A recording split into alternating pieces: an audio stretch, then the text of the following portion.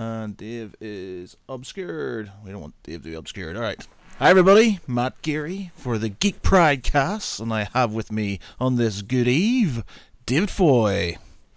How's it going, Matthew? Yeah, not bad. Slightly cold, David. As you can see, I'm slightly wrapped up. I forgot to put the heating on my man cave, so I came out here. It was freaking cold. So, yeah. Has Snowmageddon ended in England then? Or? Snowmageddon has ended, and it's been a right pain in the ass. Yeah. Like, I was like, I don't mind snow. I was like, yeah, it's cool. But, like, it was literally just one after another. It took me, I had to go to view a house, and it took me 3.5 hours to get home after nearly dying. I went through this this back road because my sat nav went, hey, it's faster if you go this way, and I was like, okay, sat nav, I'll blindly follow you even though it's bucketing down with snow. So I like sort of went down this like back road, and you know that point where you're like on the like Oblivion in Alton Towers where you're at the top and you're like, shit, I can't get out of this, I'm going down. And it was like this big hill, and I just went, I can't turn around because it's like a country road.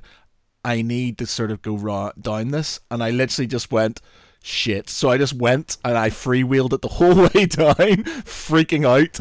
And it got to the point where my car span like 270 at the end. Luckily, managed to not hit anything, but I was freaked out. It was, and then got to the house viewing, and the guy was like, "Do you want a glass of wine?" I was like, "I'm a bit shell shocked." So yeah, it was fair play to you for struggling through it, man. Honestly, yeah, but that's pretty crazy. Then I had no water and no heating for 2 days. So that was unfortunate. Then went and everything was going okay. Then I had to start digging out people's cars in my driveway because basically nobody could get out because the snowdrift had basically pushed all the snow onto the main road, and like it was just like nobody could get through. So I had to help this guy dig out his car. Then I helped somebody else dig out the car. Then I realized I couldn't get out, and I had to dig myself out. And then the next day I spent most of the day because I couldn't get into work. I had to dig people's out. I was just like, fuck me, man. And then it's go. And then to cap it all off, after giving my girlfriend grief, because we're both selling our houses at the minute, and I was giving her like pure grief because she had said to me, it's like, oh, yours is going to take ages to sell, and mine, I got an offer on it within a week and a half, and I'd agreed the offer within 2 weeks. A week later, the fuckers withdrew their offer, and I was just like, what? So I thought I got it sold, and then the add insult to injury, she got an offer on her house today, so I literally got mine withdrawn and she got hers, so she's all smug and stuff, and I'm like, god damn it. That's what you get for being cocky, man. You know, I always have. Yeah, I saw your Facebook post and I was like, oh shit. Yeah, not good. It's really selling houses, buying houses, things like that. It's just it's frustrating. People tell you, and you're like, yeah, it'll be fine, but yeah, it's annoying just because there's a couple of houses that we quite like, and we don't want them to go by the time we got them, and we thought we had it, and then I was just like, it didn't. So I have no idea. They didn't tell me why they'd withdrawn their offer. It could be money, could be they've broken up. So many people when we went to visit their house, like these houses, like, so are you downsizing? No, divorce. It's like shit, like so many of them, man, like just like families were like just broken homes, and I felt so bad. I'm sitting there looking around their house, you could tell they didn't want to go as well, and you're just like eyeing up their house, and you're like, so like, if that's ever not an advert for getting married and or buying a house together, then I don't know what is. Yeah, man. It's So I said to Louise, I was like, Louise, all these people are getting divorced. It's just like, yeah, we're moving in together. So well, sure. You never know unless you try, man. That's the thing. This is very true. So it has to happen. And I'm looking forward. It does. I'll miss my place. I really will miss this place and stuff. You'll miss your space. I'll miss my space. Yeah, I'll miss my own sort of little thing. But as long as I've got something and my house sells, I'll be all right. So if anybody wants to sell, anybody wants a house in Manchester, hit me up. You know, a very nice house as well. A very nice house. Yeah, it's quite good. I love that house. Yeah. What are you gonna do with all your stuff, man? Honestly, I mean, is she going to let you have all of your stuff? Because that's Well, that's a part of That's the that's the question. thing. She gets to go where she wants to go. So basically, South Yeah. Manchester's kind of where we're going, apparently. And then I've just told her, oh, fine, then I need a room that is equal Hey, to or bigger Marty. than this one here that I'm in at this moment in time. So 20 by 9 is what this one is. So I need something that is equal to or bigger than that. And therefore, there's been times where she's like, oh, look at this place. And I'm just like looking at the garage. 18 by 9. No, it's not equal to or bigger than this one. I mean, it's not even the setup. I mean, I'm looking at it now. I can see it's a great setup. It's what are you gonna do with like your gaming table and all that sort of stuff? Well, I this mean, is it. It needs to be crazy. big enough. And Yeah. and in all seriousness, I said look, if you give me a room that's smaller than this one, I'm not going to be able to fit it in. And Mm. it literally, because it's quite cramped as it is at the minute, because I've got a lot of stuff. If you give me something smaller, it's not going to happen. So it's like it needs to be bigger. You need to give me something. So the only two things I have Emotional is blackmail. my own man cave that I can just do my thing in, get away from things, and internet, because we went to see a beautiful house and it had Mhm. we looked at the internet. I was just like, yeah, 1 megabyte. And I was like, not a chance, no sir, not happening. Dude, it's ridiculous how you rely on internet. Like, obviously the snow wasn't as bad over here. It really wasn't. We sort of lucked out. Northern Ireland sort of avoided the whole beast from the east. But there was a bit of snow, and our internet went down for the best part of like 2 days, and it was like a slog. It really was. You're trying to, because you think, you're knackered, you climb into bed, you put Netflix on. You're sitting during the day, there's nothing to watch. I'll put Netflix on, or play with PlayStation. When you don't have those options and you're having to try and like sort through DVDs to watch, it's just you're like, how the fuck did you cope without the internet I know, before? man. It's just It's like, crazy. seriously, yeah. I remember fucking like dial-up modems. I remember Yeah. 14K modems and stuff. I'm just Oh, like, I just can't live without it, man. I need it. I need just to have instant access to things. If I get yeah. even slightly buffering on my movies and stuff, I'm like, what the fuck is this shit? Buffering, I oh, buffering.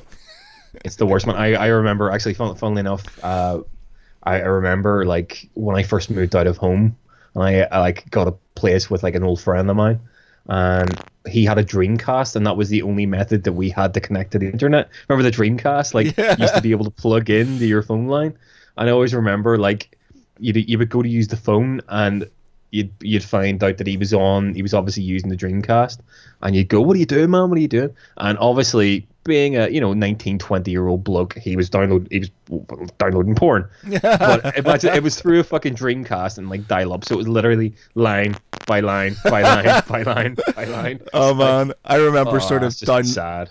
I remember downloading porn when we first got the internet, me and my friends at my house. Like, my dad had just got the internet, so we're like, wow, got the internet, we can look at porn. And I mean porn, basically just boob, just something really sort of, innocuous. You look at it now and you're like, that's just not even pornographic. But as a sort of teenage boy, you're like, holy shit, it's the best thing I've ever seen in my life. But, right, download this picture. I think it was like Kylie Minogue, not Kylie Minogue, Danny Minogue or something. She had this like calendar, and I remember sort of downloading this picture, and it was taking so long. It was just kind of going doot doot doot like this. Yeah. And my dad walked in, went, "What are you doing?" And we're like, just on the internet." And he was just like, "All right, no problems," and walked out again. And I was still going doot doot doot, and it obviously took so long, you So know. long. Those are the days. Yeah, I know, man. Days of Fucking being hell. days of being a child when you had no internet. It was, Okay, before we move on, I need to do something because I forgot to do it. We had a giveaway for the last month. It's for 2 signed bottles of Icelandic Icelandic Eagle Gin. It's made by the same people who do the vodka, and the 2 bottles are signed by Bjornsson. What's his name? What's his first name? is that Thor? Thor, yeah, Thor. Thor. I was trying to think of his full name, but yeah, Thor Bjornsson. Shall I Google it here? Shall I Yeah, Google it here? the full, yeah, it's full name. But yeah, it's signed by the Mountain from Game of Thrones, and there's 2 of them, and they're signed. I've got them in the house, and we've got some little T-shirts and some other bits and bobs. So I need to draw the winners. So what I'm going to do is I'm going to block David out for one moment while I Go for it. I do this. So I might have to run off this quickly because there might be somebody's email address here, and I obviously don't want to go give it out on live TV internet thing. So I'm going to draw the winners now. See what the score is. Allow repeat winners. Right. So Taylor's picked. Draw. Yeah. Let's draw. Let's see what happens. Okay. We've got. Ooh. Okay, there is email addresses here, so I will not put it on screen. But we have Jennifer Knight and Jaden Harding are the winners of the 2 bottles of vodka and some other bits and bobs that I have for you. We have Jennifer, who is... we've got... She is Hayes, England, United Kingdom.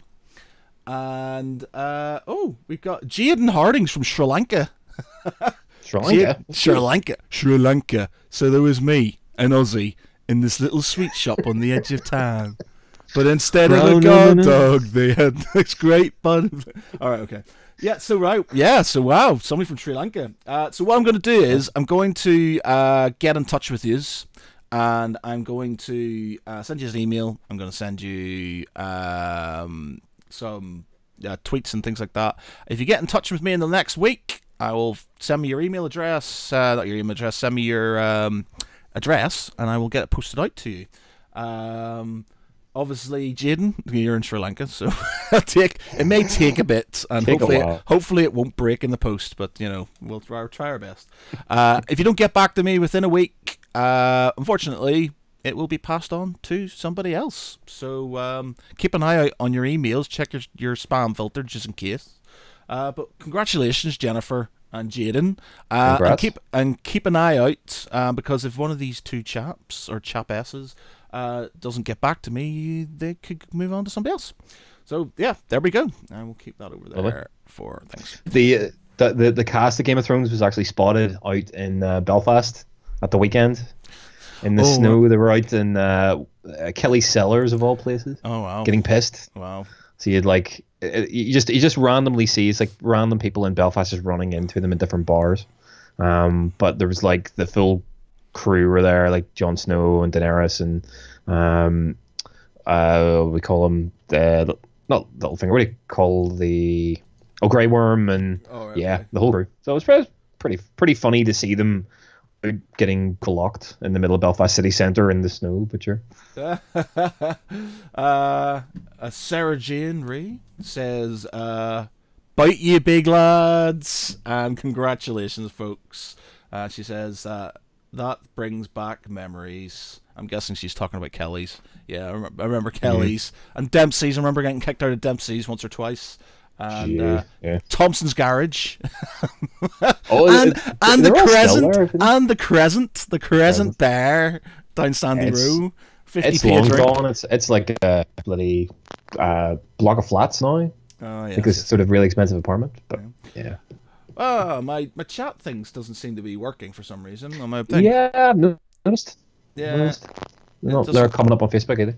Yeah, so these are the Facebook ones. So what we'll do is we'll just stick that up there, so people can see their Facebook ones. So, all right. So let me just do this. I think the YouTube one and the Twitch one should still be working. For some reason, this one isn't. But it's telling me who's watching and stuff, but it's not telling me if there's talking. Yeah, I can see that as well. Yeah. Anyway. So, you were talking about Game of Thrones. They built a big castle or something. Apparently, they've just finished building a big castle in the Belfast somewhere. I'm not sure where it is. Possibly round my way actually, because I think it might be out near the wall and stuff. But I'm not 100% sure. It's either going to be around there or it's going to be the top of Belfast or in Black Mountain. Where they filmed Hard Home and the quarry, the big massive quarry that they've been using for a lot of shots. But it actually looks quite rural as opposed to around the quarry. So possibly they're reckoning that it's an external walls of one or more of the or of one castle, but maybe not any castle that we've seen yet. Okay, interesting. So I think what they're saying is it's not Winterfell, but it's maybe some of the castles that are leading up to Winterfell. So the sort of, as you can imagine, obviously, as the White Army moves closer and closer to Winterfell, there'll probably be other castles maybe fall. Right. Yeah. Yeah. So yeah. so it'll probably be something like that. Yeah. But we won't get it for ages. We won't get it for Yeah, another year. Which is saddening. Very, very saddening for Matt. Not happy for Matthew. I don't know, dude. I mean, I know a lot of people have been kind of saying, have been quite disappointed about the fact that it's not on this year. But the way I kind of look at it is, yeah, fair enough. I'd love to see it now, but if they're taking their time because they're spending so much time and effort to make that last series epic, then fuck it. I'm happy to wait. I would rather they took the time and just didn't rush into it. Sarah Jane Ree says, I've missed about 4 seasons of Game of Thrones. I really need to catch up. Where have you been? Okay. Where have you been, Sarah Jane? I'm guessing you're from Northern Ireland. It's kind of in your face 24/7 there. It's like you can't walk down the street without bumping into somebody. Yeah. I don't understand how you cannot see 4 seasons worth of Game of Thrones. I don't know, dude. I mean, I suppose like anything, if you you can sort of, what to say, like, just you kind of get yourself to an extent where you've watched so much that you're just sort of, you need a bit of time away from it. I think I did that with Walking Dead, where I just binged on the first couple of series and then just found myself going, no, I really can't be arsed going back to it again. I think I'll just wait for a while, and never did. Yeah, well, you're not missing out on much, man. I'm so done with Walking Dead. Like, it is literally just background now. So I've got it, and it used to be like every week, me and my housemate, we would, like, me and Ali, we'd sit there and we'd wait for it, and we'd sort of hope that it was going to be good, but it's just so lame now. Like the last episode with Carl, so drawn out, and and the whole thing is just so, like, I'm just done with it. I'll put it on. I've got it recording, and every now and again, if I'm making a model or painting or something like that, I have it on as background. I have zero interest or motivation to watch it at the minute and stuff. It's just, they just need to stop. It's just not working for me anymore, and I think it's not working for a lot of people. Do you not think when they introduced? I mean, I'll be honest. I had stopped watching Walking Dead before Fear of the Walking Dead came out, but I've heard a lot of people say that when Fear of the Walking Dead started, it was almost, it's jumped the shark now, because they've obviously tried. It's still, the original series is still successful. Let's try and capitalize it. That are on it. Let's bring out a new series. And I think a lot of people just thought it was, both storylines were quite diluted now, because you have both shows as opposed to just the one show to concentrate on. I don't know. It's, as I was saying in the last podcast, I think there's so many shows on at the minute. It's difficult to take the time to sit down and concentrate on shows. There's every week there's a new Netflix show coming out, or there's a new series of something. It's just difficult to keep up with everything though. Rick Ward says, I've invested so much in The Walking Dead, so I'm at the point now when I don't have to enjoy it. I just have to see it through, see how it ends. Well, yeah, Rick, you're right. I'm exactly the same. I've got to the point where I've watched so many episodes of it now that I feel like I need to just carry on through habit, through, that maybe now and again there's going to be the odd good episode or whatever, but it's just, I'm just done with it now. And I think you get to a point where, something's so successful that you push it too far, it just becomes lame. It's like Lost. Lost got pretty bad towards the end and stuff. Battlestar Galactica. It just, there's a lot of things where it's just like, yeah, I cannot be dealing with that anymore. I'm worried that when Westworld starts bringing out, they've got another 10 episodes coming out soon, and I'm panicking about that. Now, the good thing they do is they don't have loads of episodes. They just have 10 episodes, and that's it. Yeah. And a kind of similar note, but on a side note, I was watching the Frankenstein Chronicles, Sean Bean, obviously, and it's on Netflix now. I appreciate it's been on ITV and stuff before, but it's only 6 episodes long. And it gets through quite a lot. And I kind of like that, you know. And to be honest, I was watching some of like, you know, like the IT crowd and stuff. There's not a lot of episodes per season. You know, British seasons tend to be a lot shorter than American ones, and I kind of think that's a good thing because they get what they need in, and they don't sort of bore you with lots of, you know, shit in the middle of it. So I think, you know, that's the way forward. You know, The Walking Dead, if they cut out half the episodes and put in, you know, a bit more of everybody instead of just doing, you know, an episode where there's somebody you just do not give a shit about walking around, and you're just like, I don't care. I really don't care. Just move on to somebody else. And yeah, they just need fewer episodes with a lot more going on in each, and then boom, done.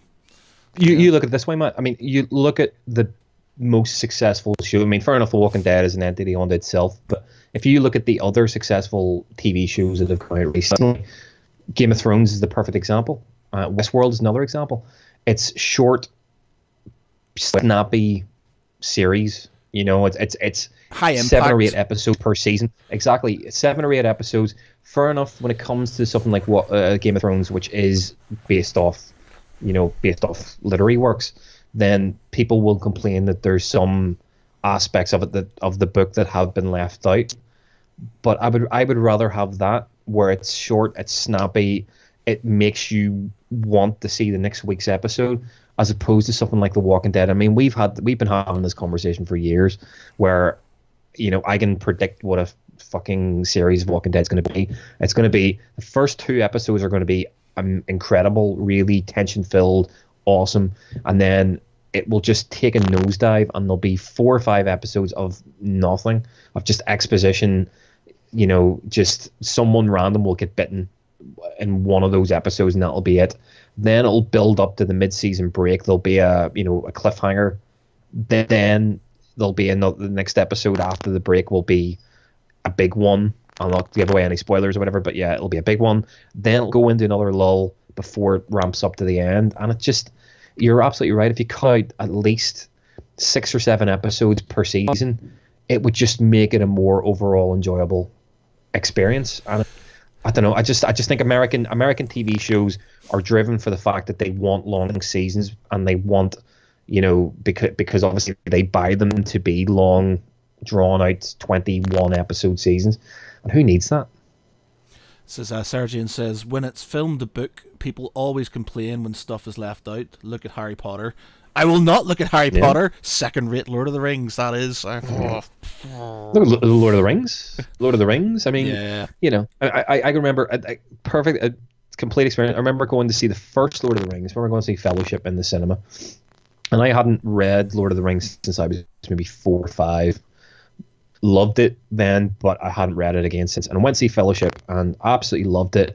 And as I'm leaving out, a guy in front of me stands up and goes, "Is that it? Is that fucking it? What the fuck? Where's Tom Bombadil? Like, for fuck's sake!"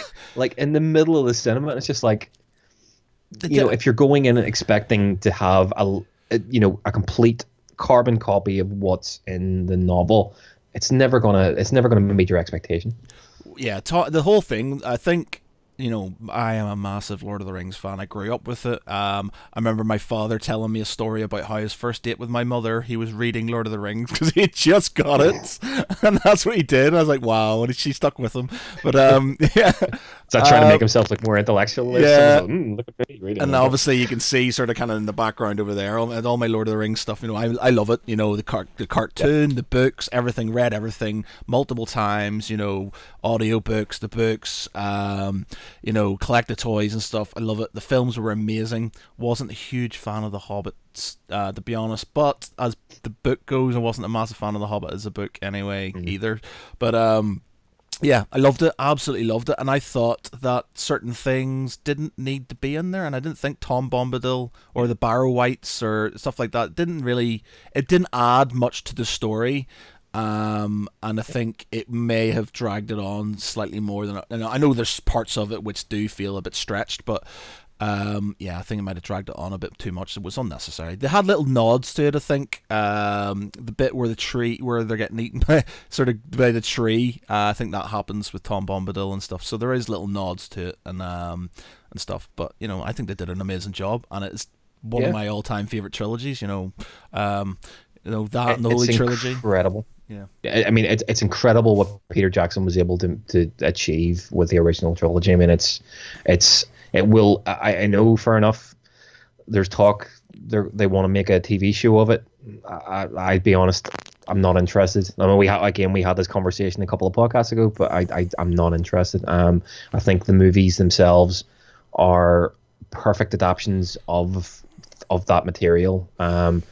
It's done in a really cracking way, with all the limitations that were there in sort of late 1990s, early 2000s filmmaking. What he was able to achieve is just incredible. And you're saying about The Hobbit. I mean, I've watched. Myself and my girlfriend, we actually sat down and watched the last Hobbit. Was the Battle of Five Armies a couple of weeks ago, because they're never off ITV2. Every Saturday night there's at least one of them on. And to be honest, I only watched it once after it came out, and I stuck it on.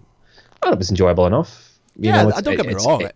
They are enjoyable. It's just that they're not a patch on Lord of the Rings. Yeah, they had a high bar. They had a high bar to hit, and I think with the difference, and I think we've mentioned this before, but the difference between the original trilogy and the Hobbit and the new Hobbit trilogy is that the original one was all tangible. There was bigatures. There was a lot more sort of to do with. Now there was CGI, but there was definitely a lot more sort of physical props and sort of costumes, whereas there was very much CGI in this one, and it sort of took the edge off it. Plus, you had a book that's very, very short, and they stretched it into 3 films. Now, some of the exposition, Gandalf and stuff, I quite enjoyed that because it sort of explains, because in the book it doesn't really sort of talk very much about what he's done and where he is and who the necromancer is.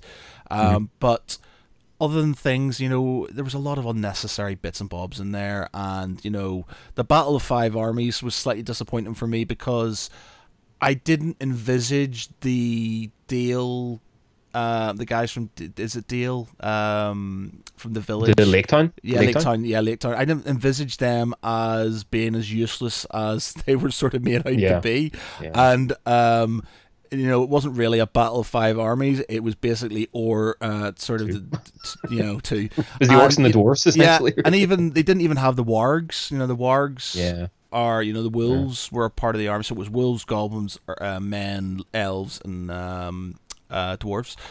It just, and granted, he didn't explain a lot about the battle itself in the book either. So it's good that they expedited that as well. But yeah, it could have been done in a movie and a half, even just one long movie. Yeah. I wouldn't have minded a long movie, but they didn't. You can tell. I mean, you could tell what they were trying to do. I mean, I loved The Hobbit again, the book, when I was a kid. It's very much written. I mean, Tolkien himself had said that it's very much written as a children's novel. But you could tell what's happened. New Line, and I think it was MGM, with the other film company that were involved. They've seen, okay, right, we've now got the rights to The Hobbit. Let's try and do what we did before with Lord of the Rings. Let's turn it into a trilogy of sort of swashbuckling, fantasy action films. And that's not really what The Hobbit is in a lot of ways. Like, if you read The Hobbit, yes, there's fantasy element. Obviously, there's fantasy element. There's action elements into it, but it's not explicit. It's not an explicit Lord of the Rings type fantasy action film. And I think a lot of it was sort of stuck in to try and evoke the same sort of emotion, same sort of stuff that Lord of the Rings did. Like, I liked the whole storyline with the Necromancer. I loved the bit in the middle of the Battle of Five Armies, where you had Saruman and Galadriel coming and kicking ass and stuff. I thought that was awesome to see. But again, it's stuff that they've obviously taken from the appendices of The Hobbit, and maybe taken bits and pieces from the Silmarillion, and just thought, right, let's stick it into these movies and try and make it more action orientated. That was all right. I was thinking, because obviously our our sister podcast, Pitch Please, which another episode will be on tomorrow, as well as our last podcast will be uploaded as well from the other week. But they were going to do Lord of the Rings at some point in time, and I'm hoping to do that. And I've got I'm thinking about doing. I was going to do something maybe in the Silmarillion. Possibly the Children of Hurin, not just the story about fucking name's just gone out of my head now. Yeah, it's gone. But basically, where the brother and the sister and Galrong the dragon and the incest and the all the fucked up shit that happens. And I think the Silmarillion is such a dark book, and you can tell he's written that during World War I when he was in the trenches, because there is some seriously messed up stuff in there. Oh, my girlfriend's just joined in the podcast after sending me angry text messages about where I was, what I was doing. Now she knows where I am. Here I am, babe. I'm doing podcast stuff, and my mother's online as well, so I've got the two women in my life watching me. I've got my cats. You do. You've got multiple cats. Hello, I do. Crawling all over you. God's sake. Oh, brilliant. Okay, so Oscars just happened. Just happened. I'm glad to see that. Oh my God, names have come. Gary Oldman got his first Oscar. That's very good to see. Now, I haven't seen Darkest Hour. I'm going to see it with John Boy on Thursday. We're going to see two war films, two old school war films, and Darkest Hour is one of them. What are they? The Darkest Hour, and the other one, I think it's a World War One. I can't remember what it's called. But yeah, John picked them. So. Oh shit! I think I know which one you mean. I saw a trailer. Can't remember what it was I was going to see, but yeah, there was a film kind of set in the sort of trench. Yeah, 1917 warfare, or something. One. Yeah. So I can't remember. Both going to see them. So I'm glad to see that he's won his Oscar, because I've always rated him as a even from back in the days in Sid and Nancy. I love Gary Oldman and stuff. So I think he's one of those actors that's always sort of. I won't say gone under the radar. I don't think that's fair. I mean, he's been known to be a phenomenal actor. I think, probably Batman. The Batman movies brought him to a new audience. But I mean, the guy. I mean, I've loved him, as you say, Sin Nancy. True Romance. I mean, Leon. His performance in Leon. Yeah. Everyone. That's exactly what I was just about to say. One word. Yeah, off the whole, like Beethoven, it's just incredible, absolutely incredible. Yeah. And even some of his sort of slightly strange. I mean, to me, he should have won an award for Tinker Tailor Soldier Spy. I mean, he is incredible in that film. The film is Dracula, as Dracula. Yeah, amazing. Yeah, another great film. I mean, again, it's a film that sort of is one of the, I would say, one of the best sort of modern horror adaptations in. From the 90s, but it's sort of forgotten about because there's a lot of sort of it gets a lot of stick primarily because of Keanu Reeves and his terrible English accent. But that's not too bad. He's John Wick now, so he's kick ass and chews bubblegum. Fucking yeah, John Wick. He's a great actor, but I don't know. I think at that time when Francis Ford Coppola made Dracula, it's visually it's still absolutely stunning. But I think it suffers from a lot of the casting. Like Gary Oldman is phenomenal in it. Anthony Hopkins as Van Helsing is great. But you're looking at Winona Ryder, Keanu Reeves, Carrie Elwes. Casting is a bit not great, but the film's great. And he's phenomenal. Yeah. But yeah, it was good. It was good to see. I think he should have. I think he should have won it for Tinker Tailor Soldier Spy before now. But. Yeah. He got nominated for that, didn't he? In Tinker Tailor? Yeah, he did. He got nominated. So he was got obviously the Shape of Water. The Shape of Water.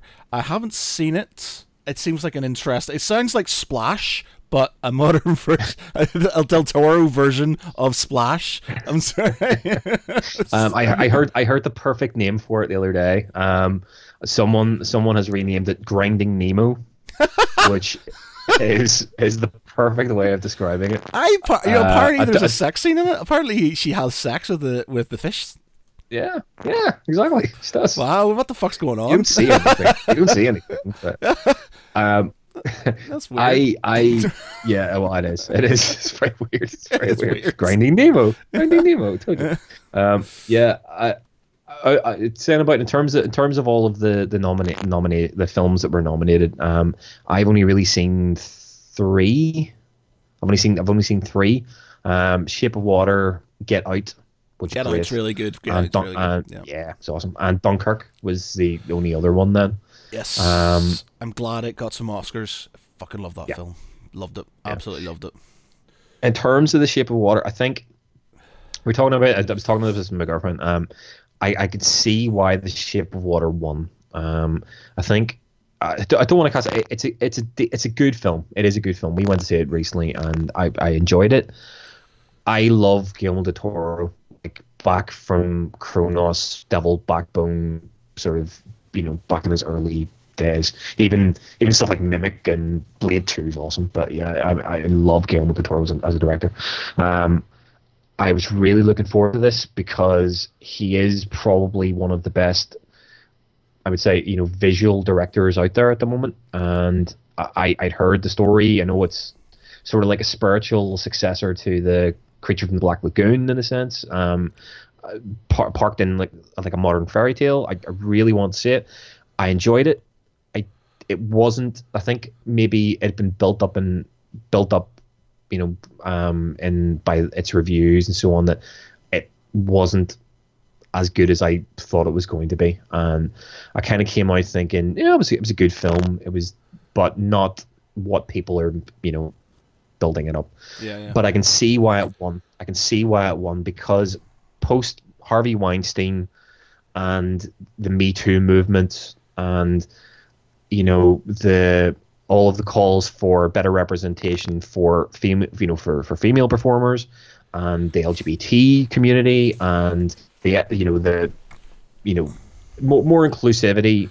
So it's not, so the film isn't just a old white guys. Yeah. I can see why, after all of that this year, why The Shape of Water has been nominated. It's a film that it's a nice non-confrontational film. It's a love story. It's beautifully, it's a beautiful visual film. It's got a strong female lead. And yeah, I mean, I can see why it won over films like Dark Star or Dunkirk or Phantom Thread, which are all about strong men and men and men films, So Men. yeah, exactly. To me, the best film. I mean, as I said, there's a lot of films that I haven't seen. To me, Get Out was the best out of the lot of them.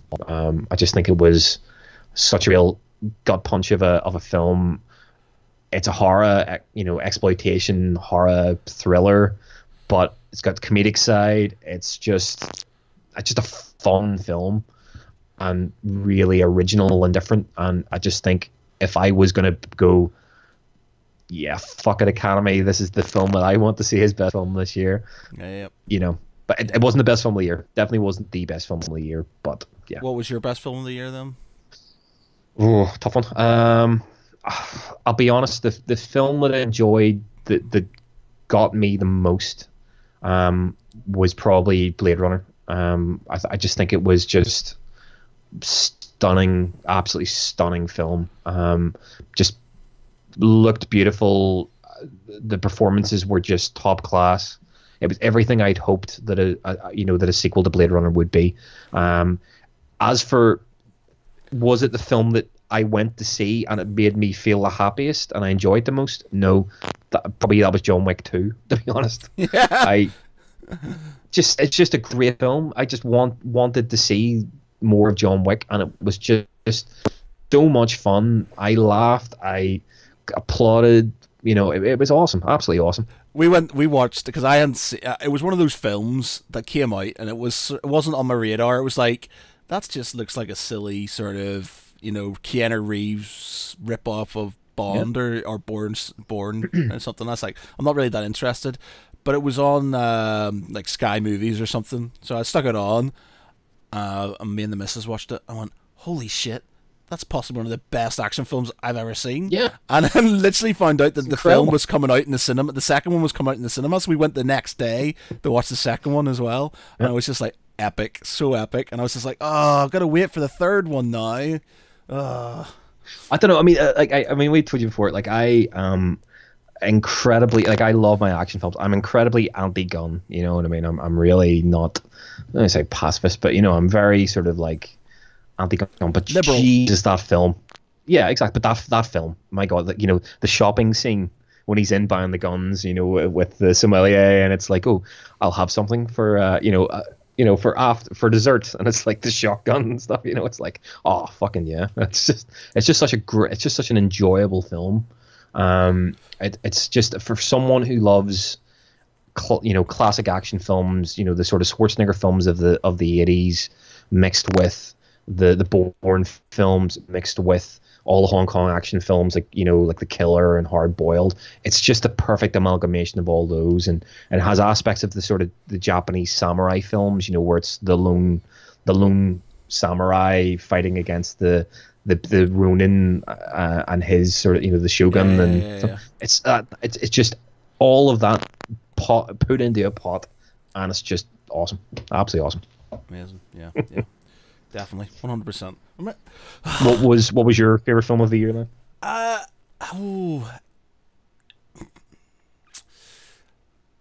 Dunkirk. Just because, it was a sort of. I like my old school war films. I grew up with them. Obviously, being a massive history buff, the history side of things is a big thing for me.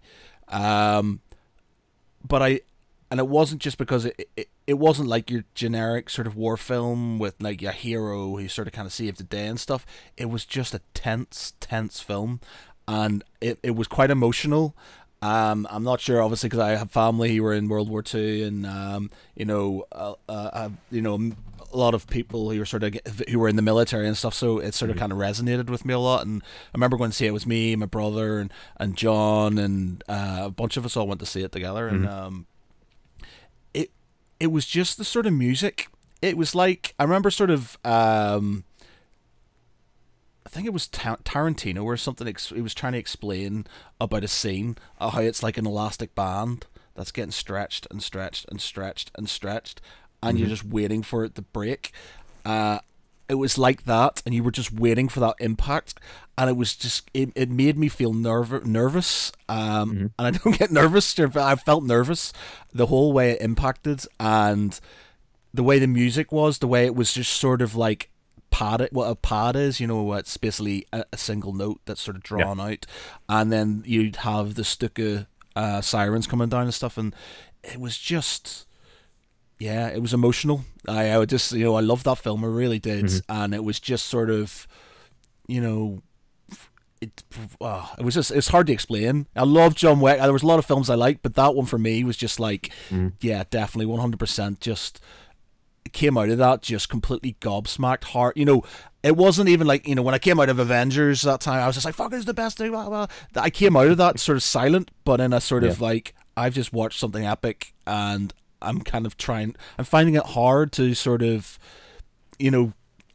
sort of deal with the emotions of it all and stuff. And I was just like, wow, absolutely amazing. And there was a lot of people who were sort of kind of saying how there wasn't enough people, and there wasn't this, they didn't show enough of the French, and granted, the French, they did sort of evacuate a lot of French as well, but I like the fact that they showed the French sort of basically as the rear guard, so they didn't have them as, it was like the British were running away and the French were protecting them, sort of, in my sort of view. And they did. Now there was a British rear guard as well. She didn't see that obviously in the film. They couldn't show everything, but my only niggle maybe is that a lot of the historical figures in it aren't there. They're like what's the word?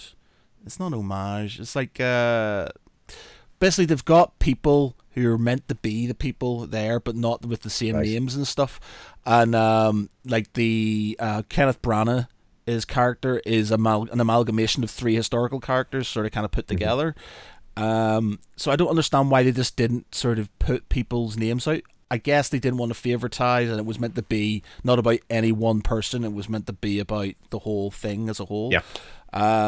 So yeah, I loved that film. It was just really, really, I remember talking to my brother about it, and I I got proper emotional during it, towards the bit where it's building, and obviously I know my history, I know what happens and stuff, but it's just the bit where everything's just going wrong and things are going badly and it's getting so tense, and then suddenly you see the boats coming in, the little boats, and it's just I just sort of welled up, and I was like, it really got me, and I was just like, fucking hell, man, that I wasn't expecting that to happen. It just hit me, and my brother was saying the same. It's just it was really emotional. He went to see it a couple of times and said it gets better because you're missing out on things that you didn't see before, and so love that film. It's a strange film. I'm exactly the same as yourself. I mean, I loved history. I love my war films. I absolutely do. But I think what the reason why it maybe resonates so much is because it's quite a strange film in the fact that it's showing what was in all, what basically was a defeat. It kind of ranks alongside maybe something like A Bridge Too Far, where it is that sort of film where it's, yes, there is heroism, and yes, they obviously, the Fertella as it came and it saved the majority of the troops, but it was, in a lot of ways, it was a defeat. Yeah. And Bridge Too Far was on the other day, actually. I love that film as well. Yeah. So I mean, it wasn't something that, although there's a lot of heroism in it, and there's a lot of, yes, the British boys and the American boys, and here's what they did, but it was a defeat, so it's not really going to have that sort of successful ending, like that really sort of triumphant ending. It's not going to have that. Instead of something like maybe, well, I suppose Saving Private Ryan does have a bit of a downbeat ending as well, but something like Band of Brothers, which is shows the end of the war and capturing the Eagle's Nest and so on. So it maybe resonates that much because it was quite a negative experience, obviously. Apparently, but no, Tom Hanks and Spielberg, I think they're looking to do another World War II film. I think it's from the beaches of Omaha as well. So I have to say, as much as I like that all these war films and stuff, I don't like the Americanization of the war. There's a lot, I'd love to see some films about the Polish or about the Free French or even the British now and again, sort of even Irish troops. I would love to see a film, and I was thinking about this other day, about 50,000 Irish troops fought in World War II for the British, north and south of the border. Now, a lot of the ones who fought from the Republic came back and were completely shunned because they had obviously fought the old enemy. They fought the British and fought with the British, and people couldn't, they couldn't accept that, even though they were fighting a good cause. They were fighting against fascism and stuff. There's a lot of sort of still sort of hurt about that, and there's articles on it I was reading, but there would be good just to have a film like that where sort of maybe somebody from the Republic of Ireland, a soldier or a group of them who went, this is bigger than a petty squabble between two countries. We need this, and then something like that. And I think that would be a good film because it's a story you would never see. You don't get something like that. It's always an American thing. It's a D-Day, beaches. It's like the new Call of Duty game, which is literally World War II. It's not World War II. It's Saving Private Ryan. I mean, I tell you, there's a really funny, probably one of my favorite sort of gaming journalists is Ian Higdon from Eurogamer, and he had actually done a video comparison of the original. Remember Medal of Honor? Medal of Honor, Allied Assault, which was the one on the PC, and then there was the Medal of Honor. I can't remember what one it was, but the one that came out in the PS2. Yeah. And then obviously this now Call of Duty World War Two, and then the start of Saving Private Ryan, and essentially he put them all together in one video, and you can see every beat is completely ripped off. You know, it's like, yeah, they're in the boat. The boat door opens. The German machine gunners cut them down, so they have to jump over the side. Then some of them get picked off, and they're underwater, and someone gets shot underwater, and then someone's arm gets blown off, and they have to pick it up, and then and then there's a boat that gets set on fire. It honestly, there's an explosion where nobody can hear anything for a while. if you look at every single one of those, like one of those three games, including Call of Duty World War Two, they're identical, absolutely identical. You're absolutely right. To me, the war films that I love, other than Band of Brothers, Band of Brothers is an entity into itself. It's a phenomenal film, or sorry, phenomenal series, which sort of sidesteps D-Day in a sense. Yeah. But the war films that I love are ones that don't have that typical, as you say, that American, we're American, aren't we great? Yeah. So Enemy at the Gates, which I love. Yeah. You talk about the two Clint Eastwood films. Obviously, Flags of Our Fathers is all big American. Iwo Jima. The Sands of Iwo Jima is phenomenal, absolutely phenomenal. And then just other. I mean, different. I always love the German side. Yeah. Stalingrad's a good film. Yeah, Stalingrad's a great film. Yeah. So stuff that doesn't, as you said, doesn't fit into that typical. Fucking Das Boot. Actually, I watched the full 4-hour version of that actually recently. Incredible. Yeah, it's good. This shows there's more to it. And I guess that's the big audience is them. So obviously it's going to be an Americanized thing. But you can the old school. What I quite liked about old school war films was they had like lots of cameos, like Bridge Too Far.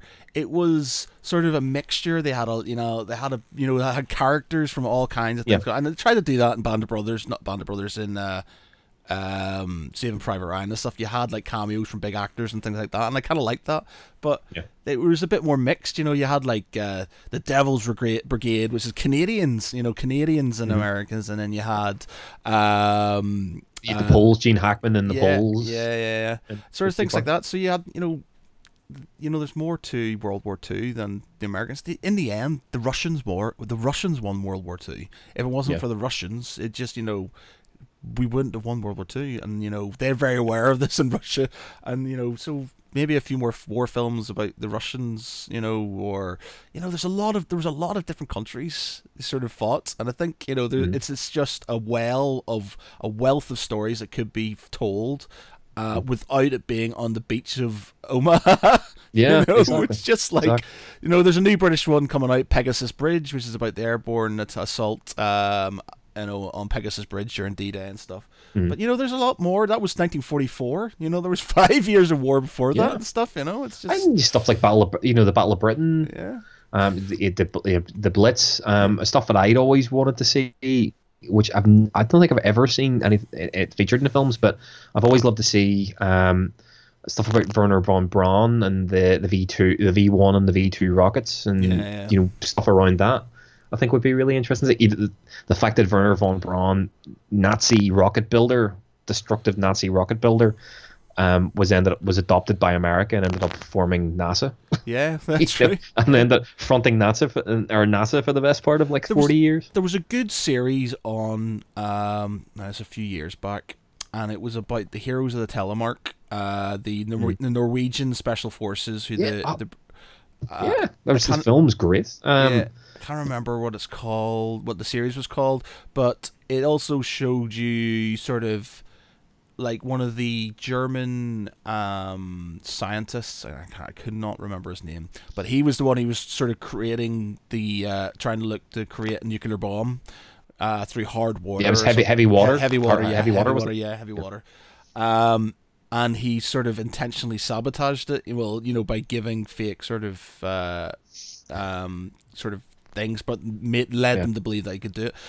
So like things like that was really good. Obviously the Norwegians were, they were sort of taken quite early, and there was a few, they obviously you had the French, there's a big thing about the French obviously, surrendering, but you had the Free French Army, de Gaulle, and things like that, and it's just sort of, there's a lot more than sort of just America during D-Day. Fucking hell, if you're gonna do America, why don't you do like in the film Patton, where they start off in North Africa, where they're sort of fighting Rommel and stuff, and things like that. There's a lot more to the war than that last year of it. There's one. I haven't actually seen it all. I watched the start of it. It was I watched the start with Jade. I think I was going out one night and I watched the first half, and it was really interesting, and I've meant to watch the end. Hacksaw Ridge. Oh yeah, that's pretty good.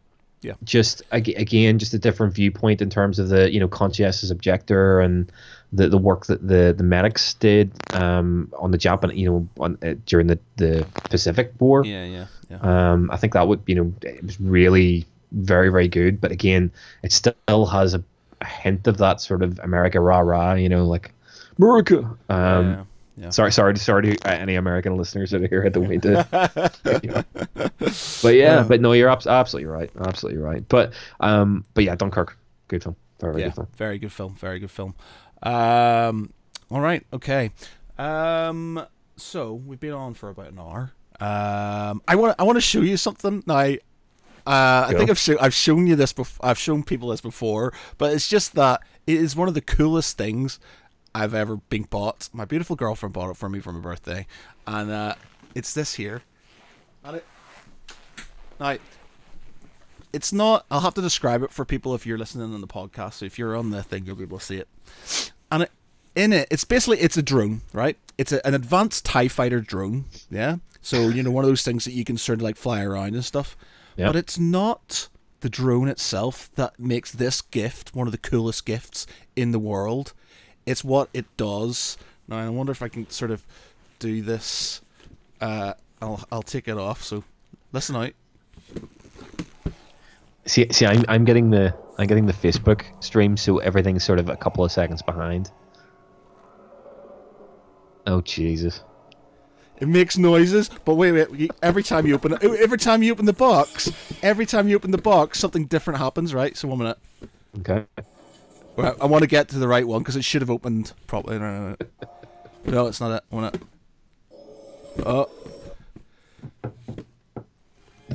Oh, it's the next one. It's the next one, right? So, this is me, right?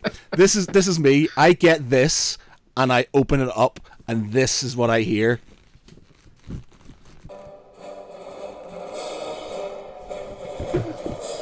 And it lights up, and I'm just like, oh my god, this is the best thing I've ever seen in my entire life. It's a drone in a box that lights up and plays the Imperial March when you open the box. And it's like, I literally spent ages just opening it and closing it and opening it and closing it. Have you flown it around yet? No. It literally has. The box is amazing, man. I literally cannot bring myself to do it because it's just a beautiful thing. But yeah, that's it. It's just. It's something for your shelf, essentially. Then that's what you're saying. Yeah, something for the shelf. I will at some point in time get it, but yeah, that is amazing. Just a beautiful, beautiful, Very beautiful good. thing. Yeah, Rick Ward Perfect says this is for the giveaway. Yes, unfortunately not, No. Richard. It is. It is not for the giveaway. That's one of my beautiful things. There is a lot of stuff actually in my room that needs to be given away. I need to get it sorted ASAP because I'm moving soon, hopefully, and it'll just be there. So yeah, there will be lots of stuff that is not getting given away though. So yeah, I honestly, man, you're gonna have to eBay quite a lot of your stuff. I mean, sorry fuck to you, break it to David. you. I'm not eBaying anything. It's all coming with me. man. It's all coming with me. There's no way it's gonna fit. Dave, we're looking for big houses. We're looking for a big house. Fuck, you're gonna need a bloody mansion to stick all that stuff in. Well, yeah, but yeah. Brewster's Millions. But between us, we should be able to get an alright house. It's just, unfortunately, she wants to live in sort of South Manchester, which is stupidly expensive. Yeah. I'm happy to live in any sort of Greater Manchester where you can get mansions for like a fraction of the cost where you can in South Manchester, but Yeah. that's where she wants to go, unfortunately. So that's just it. So yeah. Under the thumb. Yeah, under the thumb. Yeah, completely. She's been messaging me the whole way through this, going, "I'm trying to say, mate." So I just got I keep on getting like, because if I don't reply to her on WhatsApp, then I get Facebook messages. Oh, why are you on Facebook? You're not replying to me. It's because I'm bloody doing a podcast, and she's like, "Hey, what?" And it's not working on my phone. And then it's just frozen, and she's trying to get me to fix it while I'm doing the podcast. And I was like, I'm not sure I can help you. And she's like, I'm the same. I keep on getting, like, Jade is literally in the next room to me. She's literally that way, like the next room. But I'll keep on like hearing her shout through the wall, or I'll get a message coming through. She sent a message through there, which I've only just seen. It was like a film called Your Name was her film of the year. Have you seen that? Your Name, I heard of it. It's Japanese anime. It actually came out in 2016. Don't want to break it to her, but yeah, that was her film of the year. Film of 2016, Jade. Well, actually, no, because to be honest, out of all of the films you were saying about John Wick, out of all of the films that I saw during last year, the most perfect film that I saw last year actually was from 2016. But it was a film called The Red Turtle. Have you ever seen that? No. It's a sort of Studio Ghibli Japanese animated film. It's the most heartbreaking thing you'll ever fucking see. But I saw it in the middle of last year. Incredible film. But it's from 2016, so it unfortunately can't go into my top films of the year. Doesn't go into the list. Yes. Unfortunately not. Doesn't go into the list. Right. Okay. Well, is there anything you want to talk about before we leave it then, Dave? What can I say? I picked up a game recently, and it's completely blown my mind. Absolutely blown my mind.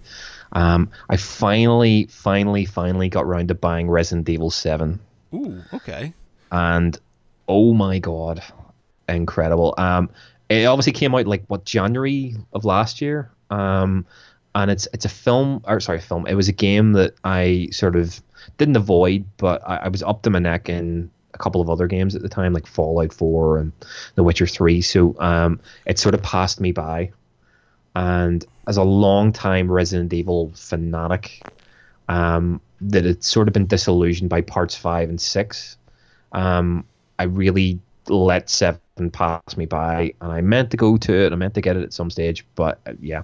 And I just decided, I thought, fuck it, it's in the sale. I'm going to pick it up on PS4 and see what it's like. And it is absolutely fucking blown my mind, dude. It is amazing, absolutely amazing. Game of the year material, even though I only, it was from last year and I'm only getting to play it now. But yeah, it's just, you would have played the Res Evil games in the PS1 stuff, wouldn't you? Back when you were my age, back in the day. Yeah. But like it's, whereas the last couple have been very sort of action orientated, they're obviously influenced, the sort of third person shoot 'em up sort of game, influenced by stuff like Gears of War and that sort of thing. This is a proper back to the original Resi 1 to 3, real atmospheric horror, jump scares a go-go. You've got your limited inventory and your small amounts of ammo and lots of backtracking and puzzles and so on. It's just absolutely amazing. I'm sure other people have played it. But I would definitely say if anyone is looking for a cheap game, it's currently going for about £15 on the PlayStation Store at the minute. So if anyone who sort of was a sort of survival horror fanatic like myself back in the sort of PS1, PS2 days, and has sort of been disillusioned by some of the shit sort of horror games that have been out recently, Res Evil 7, awesome. And Bloodborne is free this month on PlayStation, on PlayStation Plus. Another absolutely incredible game that's sort of passed me by during the course of last year. I'd never really been a fan of the sort of Dark Souls games, but I picked up Bloodborne and absolutely adored it. And the fact that it's free this month, I would advise anyone who has a PlayStation fucking pick it up.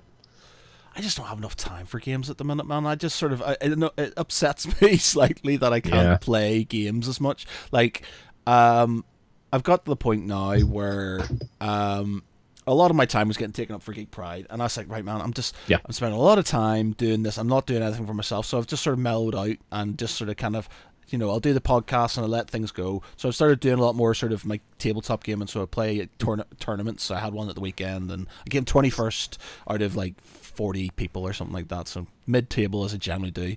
And I kind of like being able to do things, but I just don't seem to have enough time for games. My brother's been trying to get me to play a game. It's called Oh my god. Kingdom Come? Kingdom Come, yeah. Kingdom Come, and it's like Skyrim but without magic and stuff like that, and it's quite realistic. Like you have to eat food, and you got to eat it in a certain amount of time or it goes off, and if you don't bathe and things, people sort of get, they're like, what do you like and stuff. And he says it's really hard and you can't save all the time. You've got to literally do certain things, so you can die and have to go back and do it, so it's frustrating, but it gives you that sort of feeling of, you're not just going to charge in there, hack at something, die, and then start again. You gotta be careful, and you gotta learn, and like you as a character, you don't automatically know how to fight, so at the start you're a bit clumsy and not very good at things. And I think that sounds like a good game. Unfortunately, I think it sounds like a massive time sink, and I don't know if I have time for it. It definitely would be. I mean, I think it's been quite heavily influenced by the sort of Dark Souls, Bloodborne sort of game. Those sorts of games. Geez, my cats are having a fight here. Those sorts of games that are really sort of they're on the edge. You hear them going for it. Sort of very unrelenting and unforgiving in terms of, stop it, you two. One of my cats is about to get the dreaded snip, so he's being a bit of a shit at the minute. Okay. But yeah, it's meant to be one of those sort of games. It's very unrelenting, very unforgiving. You can't just, as you say, just go in hacking and hack slash, or you will die again and again and again. So you really have to think about every attack that you make and every enemy you go up against. From what I've heard, it's very much like that. Which, if you're into those sort of slightly more realistic of a game, my dad used to I think you'd enjoy it. My dad used to play Arma, all the Arma games, quite a lot and stuff. So it's like realistic sort of, ones where, if you get shot in the leg, you're hobbling and you got to do things like that. Obviously, that's where DayZ came from and stuff. Yeah. But now obviously PUBG as well. PUBG. Yeah. So those sort of games. I never got to play it, but I remember like watching my dad sitting there, like you getting the map up and sort of trying to figure things out and stuff like that. So yeah, man, it's crazy. I do try to, I do game a lot. It's sort of become a bit of a refuge for me in terms of like, just when I'll come home and I'll just maybe stick on a game and play for a little while, especially if I get really addicted to a game, I'll just really, I'll sink a lot of time into it. But it is difficult, when you do have a job, when you do have a relationship, it is difficult to set the time aside. But then, I look at some of my friends, like a great friend of mine, Mick. His sort of thing that he's actually turned one of his sort of hobbies into a bit of a, he's got some attention for himself. His big obsession is the sort of, the simulator games. Right. Yeah. His addiction at the minute is the trucking simulator. Right. Okay. Right. And so he's actually got himself he's created himself like a virtual reality. He got himself like a VR, like a, what do you call those, Oculus Rift setups, and got himself a steering wheel. And he now sits and plays these trucking simulator games where it's, you're driving from like, I mean, like Lauren to Ballymoney or something. Exactly. He does these videos of himself, but he puts them on YouTube, and he's of him just talking shit while he's driving. Like he drove from like Limerick to Larne a couple of weeks ago, and the whole way it's like 40 minutes of him driving, or sorry, not 40 minutes. It was like a couple of hours of him driving, like virtually driving from Limerick to Larne to deliver. I think it was fucking radiators, and it's him driving while talking about, you know, like the McDonald's that he had them before, or a film that he's watched, or the fact that he's listening to like Van Halen on the radio and all shit like this. It's absolutely hysterical, and he's started putting these videos up on YouTube, and they're incredible. What's the channel called? Oh, his channel, actually give him a shout out. He's it's Harry Beastwood is his Harry name. Beastwood, right? Harry Beastwood. I might give it a whirl. That sounds... I'll send you a link. But yeah, I mean, it's again, you know, it's trying to get the time to game. It's like anything. It's, you know, you getting the time to game is the same as me getting time to try and sit and watch the multitude of different TV shows that are on at the minute. You know, it's sort of a bit of a struggle.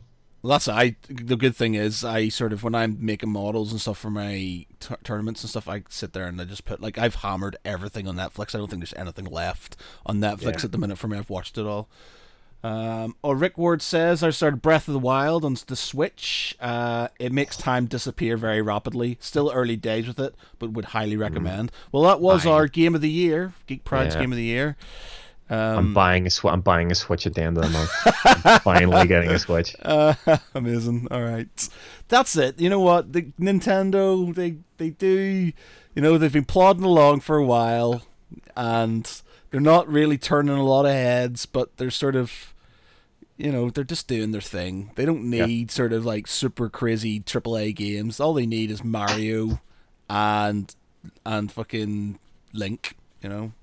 Zelda games and stuff. That's all they really need. Oh, I mean, we were talking about we want to, you know, me and Jade have been talking about we're going to get a Switch at the end of the month, and but thinking about there's only maybe like 3 or 4 games that I actually want to play, but those games are such good quality that it's sort of like, you know, don't really want to get them, you know.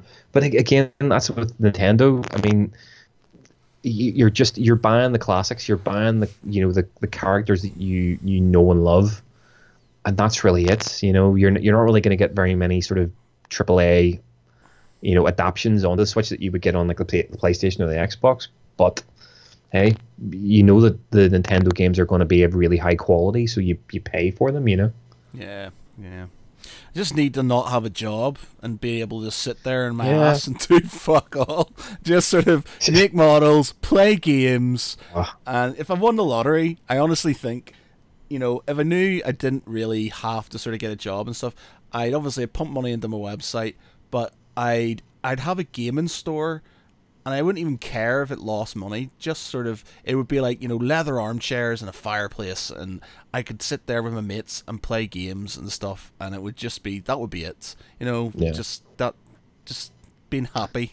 You know, I'm going to work, darling. And then I go and let's sit there and play games all day and just sort of like enjoy myself, and then come back, and then I can do my sort of family stuff, and then that's it. So it's just like, yeah. That'll be perfect. I honestly think that'll be a good thing for my relationship, because I could get all my nerdy stuff out of the way during the day as my work, and then, you know, during the evenings I'll be all geeked out, and I can just sort of chill out and do sort of stuff that, you know, my missus likes to do, like watch crappy Coronation Street and fucking celebrities go dating. Oh, so mind-numbingly shit. Oh, I have to say my other half is phenomenal.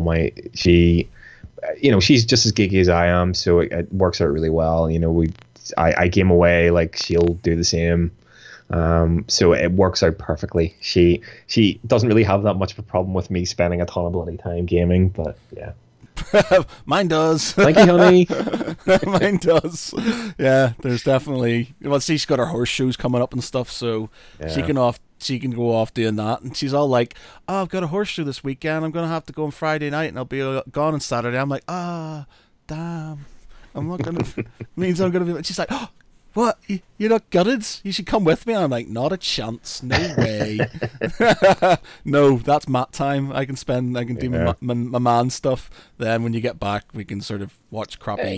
crappy Coronation Street and things. But the thing is, you get to this point, right? You have to watch these programs that you don't want to watch, that you kind of get into them in a weird way. So you're like, what's he doing?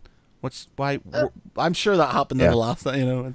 Yeah, no, like, well, it's the same as me and bloody RuPaul's Drag Race rules. For God's sake, you know, it was just something. Oh, I'm putting this on. We're watching it. It's like, okay, stick it on, and then it's like, oh, can't be arsed watching this. And then like 6 series later, you're going, oh, the new series is coming on this week, sweetie. We're gonna sit and watch it. You know, it's you do find yourself sort of getting addicted to certain shows. There's some shows she watched that I will not like.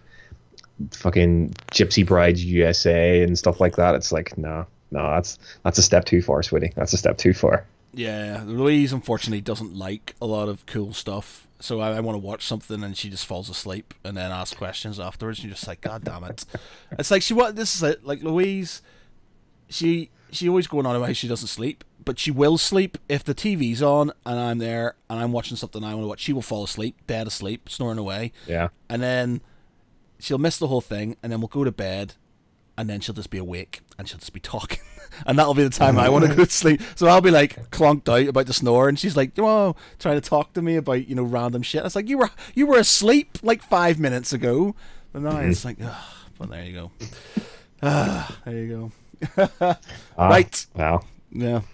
Okay, so it is 1 hour and 18 now, so we'll probably leave it there for tonight. Thank you very much to everybody who has joined in, Rick and Sarah Jane and some of the other peeps for watching. And our respective partners who have been texting us in different ways. Yeah, and our respective partners who have been texting us. But yeah, thanks everybody for joining us. If you are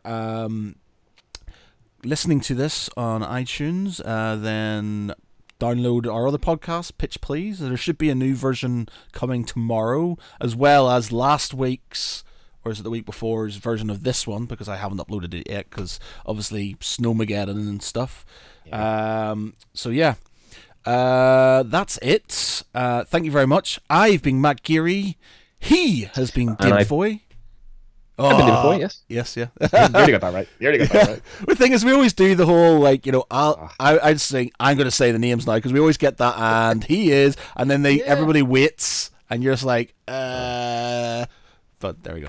There we go. Yeah, I've been Matt Geary. He's been David Foy. Thanks very much, everybody. Bye. See ya.